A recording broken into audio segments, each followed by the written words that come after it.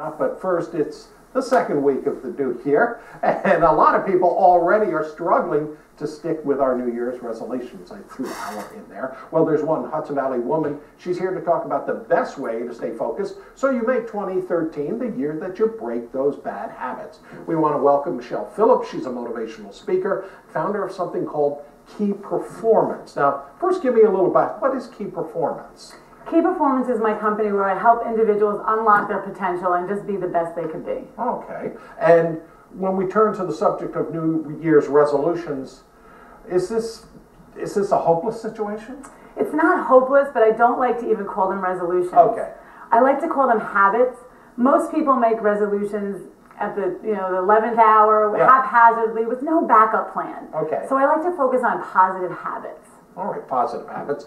Now, one of the things you tell us in some key things are add, don't subtract. And I don't know what that means at all. Yeah. And a lot of people don't, and that's the problem. Most people wake up on New Year's Day and think they're going to take things away. They're going to stop eating chocolate. They're going to stop smoking. They're going to stop. And I say, don't stop anything.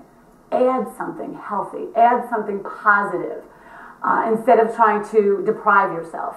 Okay, so what do? Do I find an alternative to chocolate? Something that I like to eat that's fewer calories and maybe that'll reduce the amount of chocolate I'm eating? Is that what I'm going for here? Add something healthy. Add apples to your diet. Still eat your chocolate, but add an apple, or add a walk around the block, or possibly drinking more water. Okay, all right. And you're saying start small. So what would be considered a big thing? Again, I think people try to do too much at once.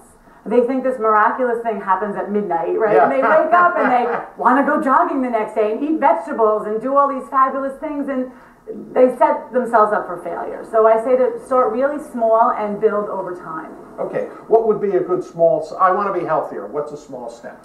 Something simple like getting enough sleep at night. We are a sleep-deprived nation. Eating vegetables at lunch. It doesn't have to be huge to start giving you benefits. Okay, and you're saying that you should find, if you can, actually I just got a call from a former coworker who is starting to, try to get healthier, lose weight, so she gave me a call to say I'm declaring myself publicly, and also she knows I need to do the same thing, so... So are you working with her? Well, we're doing emails though.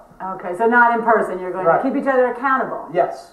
And that's what you need. Someone that's going to cheer you on, support you, and maybe is in the same situation you both want to do together. Don't tell the naysayers, the people that are going to not support you. But if you have someone in your corner, I think that's fabulous. So that's what you need. You're saying it's got to be support, not just always doing the same thing, but, emotionally behind you. Definitely. Someone you could check in with, someone that you could, make a mistake with and say, you know what, I didn't do it today, but that's okay. Tomorrow we'll get back on track. Okay, you talked about mistakes, and you're saying that too often we punish ourselves too much or something? We give up. Probably 50% of Americans probably made resolutions.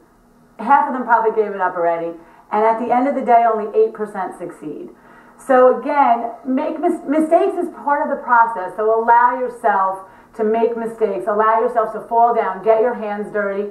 It's okay. It's part of the process. Okay. And I know that you run workshops and in-person things because people, as much as I know that iPhones and the internet are helping people with this process, there's a lot to be said for person to person. Yeah. You get excited, you get energized from the energy of others. I'm holding a public workshop on February 2nd right here in Nanuet for those that can hear me in Rockland and Westchester, all on creating positive habits. It's going to be really fun, engaging. We're going to have a lot of activities and give you some really good tips to keep the habits going, to actually incorporate them into your life. Okay, I don't want to give away too much, but what is probably the easiest of those positive habits that you like to encourage? What do I like to encourage? Yeah. Meaning? What would you tell if I held up my hand? I need one positive habit right now to begin. Okay. I think it's personal, but I think you should make it something that you can succeed at. You want to set yourself up for early wins. Okay. So this woman, emailed you and said, let's get fit or healthier. So you're not going to say, 5 days a week, we're going to do an hour and a half. No. Say, what can you honestly commit to? Can you commit to 2 days a week, 1 day a week, 3 days a week? But commit to something that you can honestly feel you have a shot at. Oh, okay, Michelle, thanks very much for coming in. We want to Thank you, thank Matt. Michelle Phillips for coming in and remind you about her workshop, Key Performance. Of course, we're going to give you that information on our website, news12.com. And stick with us here, News 12. We have more interesting guests coming up.